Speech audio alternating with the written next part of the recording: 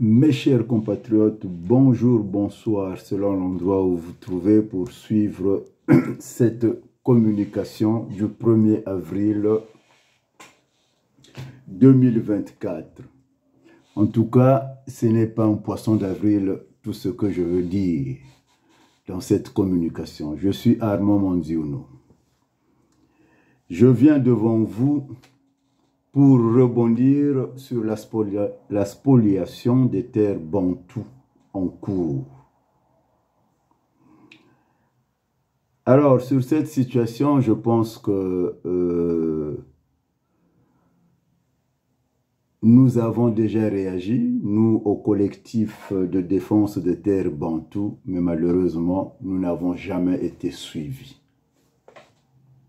Ce qui m'amène à dire ceci aujourd'hui, surtout aux Congolais, à qui je demande et j'invite de s'abonner sur ma chaîne YouTube et de ne pas manquer mes publications sur le site www.nzoisme.com.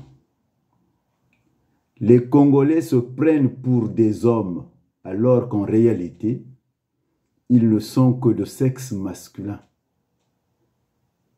Et ils se prennent pour des hommes parce qu'ils sont de sexe masculin, avec son corollaire d'attributs physiologiques pouvant procréer au même titre que les animaux.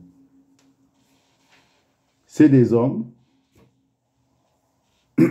c'est des gens qui veulent se prendre pour des hommes alors qu'ils ne sont que de sexe masculin. Ce sexe qui leur permet de procréer au même titre que les animaux, les singes, tout ce que vous connaissez. Diantre. Mais c'est quoi ce remue-ménage sur cette vidéo devenue virale sur la toile à propos de l'infiltration rwandaise au Congo-Brazzaville? Et pourtant, les choses sont claires comme l'eau de roche. Cette invasion n'est que le résultat d'un manque de cohésion sociale. Y a-t-il un Congolais qui pourra venir contredire ça? L'invasion rwandaise n'est que le manque de cohésion sociale. Pour preuve, je vais vous en faire une illustration. Le 10 juin 2022, le collectif de défense des terres bantoues, dont je suis le coordonnateur, appela à une mobilisation générale contre l'invasion du Tutsi Power au Congo-Brazzaville. D'ailleurs, il y a une vidéo où je suis allé déposer un courrier à l'ambassade du Rwanda. La diaspora congolaise avait préféré jouer les observateurs aveugles avec des œillères. Mais curieusement, aujourd'hui, on sent qu'elle est désemparée. Mes chers compatriotes, c'est maintenant que vous allez comprendre que dans la vie, on ne peut que récolter ce qu'on a sémé. S'agissant de cette occupation, je crains que les lendemains nous réservent des surprises dramatiques, au point que Oyo devienne la ville royale du Tutsi Power. Comme vous aimez douter,